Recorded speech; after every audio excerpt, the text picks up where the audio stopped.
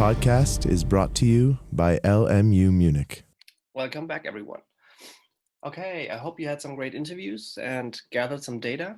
And I just wanted to show you a couple of, new insights on how to proceed now with these interviews and all the data that you collected. As I mentioned, the second stage of this innovation process is called kind of the definition of the problem. So you basically have a lot of information now. So it should, if we would have met in an actual space, it should have looked like this. A lot of post-its all across the room with insights, with inspiration that you have gathered. And the question is, what do you do with that? So the basic idea of collecting these data and exploring and talking to people is obviously to check if your assumptions and hypotheses that you have in terms of your research map that you have created in the beginning, but also in terms of the empathy map that you have done, if they are right or wrong, because we have all kinds of different assumptions about people, about the problem, and so on.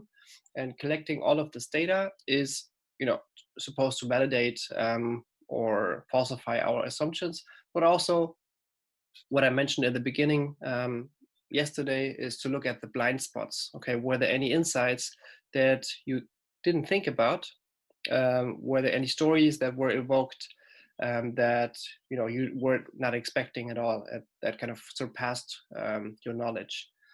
So the idea is that we gather a lot of insights, create new insights and inspiration, and look for new and better ways for innovation. Right. So, for example, having heard about this new story from one of your interview partners about how he or she tackles Corona during lockdown or whatever. This could help you on an emotional level to start with your innovation and understand the problem in more depth, as in contrast to merely a rational understanding of the problem. The next step now, so what do we do with all that data, is twofold, and it's the double P. The first P is called personas. The idea of a persona is, as it says here, a fictional kind of assumption of a potential user. So you basically try to come up with one concrete user that will be, the user of your service, of your innovation, whose problem you want to solve. Okay, so we talked about users before, and we created these empathy maps as hypothesis. But based on the interviews that you've done and the data that you collected now, and all the inspiration that you have gathered, what you want to do now is look at a concrete individual that doesn't have to be a real person, but is close to a human being. Okay, so you can see from one of our projects that we did with innovation teams on the right how they could look. So for example, in this case, it was Lisa, 35, like shopping online, has 2 kids, and so on. So the basic idea of creating a persona is that we achieve a very concrete user. So not only for us, so on the one hand for us to visualize and make something concrete as a user, right? So the problem with a lot of innovation is always, so what's your target audience? Everyone. We want to address everyone. But this is bad in terms of starting your innovation process, right? Because you can't, because if you have everyone in your audience, there are so many conflicting needs and desires and emotions that you can't really meet them. So a good starting point is, starting small and being very specific about one particular user that you want to address, whose problem you want to solve, right? So this could be Linda, a doctor, a psychiatrist, somebody with a mental health disorder. It could be Timothy, who is a nurse and has particular needs and constraints and emotions. Okay. Again, so this tool of a persona is just supposed to give you make you more empathetic with your audience, right? So this is just a tool where you have to, step inside the shoes of your user and to understand him or her in a more concrete and a more complex way than simply saying, okay, I do this for the nurses, I do this for doctors, right? This is very unconcrete. By making it more specific, you have more potential for really hitting a point there. Okay, this is the first part that you will have to do in a second. The second part is, you want this, and that's the second P. You really want to get a better understanding of the problem. And hopefully through your interviews, you have kind of reframed your problem from different angles, because you got insights that you did not expect, and you got emotions and so on that you weren't aware of. So maybe that helps you. I briefly want to show you these two quotes. Maybe you've seen that one by Albert Einstein before. So if I had an hour to solve a problem, I'd spend 55 minutes thinking about the problem and 5 minutes thinking about solutions. I mentioned this to several teams yesterday. Okay, so we have this, most of the time, have this urge to jump right into the solution, but it's so much more valuable and more efficient, and it can be more innovative if you spend more time with understanding the problem right. Okay, and this is not, I just emphasize it again, it's not a linear process. So I believe that's a problem, yeah, just do this and everything will be solved. Usually it doesn't work like that. So, and that's kind of this idea of iteration. So we have to make little steps forwards to understand the problem or frame it, and then realize, okay, maybe that's not the problem that solves the root cause of the problem. So we have to move.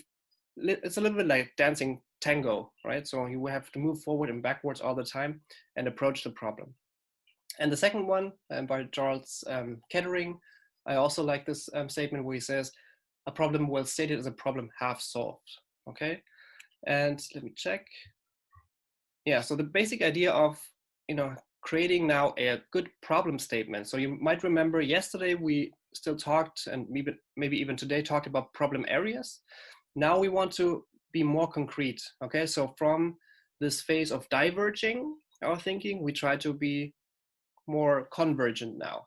We try to focus on focusing on a particular problem. And a good way of leveling that is, having a problem statement. Okay, so the problem is this and that. What makes a good problem statement is, obviously, again, it's user-centric. So from the perspective of the user. So Tim has a problem of this or that. And it's not, the problem is climate change, for example. So this will be too broad. Okay, I'm not sure if there's one innovation that can solve climate change. Unfortunately, it's too big, too wicked of a problem. But at the same time, you want to have your problem statement, broad enough for an innovation to take hold, but narrow enough to be actually solvable. Okay, so it has to be kind of a mixture between, being in between too broad and too narrow. I'll tell more about this in a second. And one way of trying to reframe that is, again, the 5 why method. Okay, so if you have realized or distilled now from your interviews, okay, we think this is the problem, then simply in order to get to the root of the problem, you can ask again 5 whys. Okay, so how can we eradicate COVID-19? How might we make Mark more aware of infectious diseases? So this is not the 5 whys, this is kind of reframing the problem from different angles and perspectives. So how might we narrow the chances for Mara to get infected? How might we create a positive experience out of social distancing, and so on? These are all basically different perspectives, different scopes on similar problems. Okay, and what I would like you to do now in the next hour, half an hour, I would say, is on the one hand, define a persona. So who's the user of or whose problem do you want to solve, essentially? And there are, again, on Mural, persona sheets that you can use. Okay, I can show them again to you. And then also try different ways of defining a problem. Okay, so what do you think is a real problem statement that you want to tackle? Okay, and you can use 5 whys, you can use the reframing of the problem, so having different perspectives on the problem, just to be a little bit creative about really understanding the roots of the problem, because that if you attack the problem at its root, there might be a more efficient and innovative way to solve that problem, actually.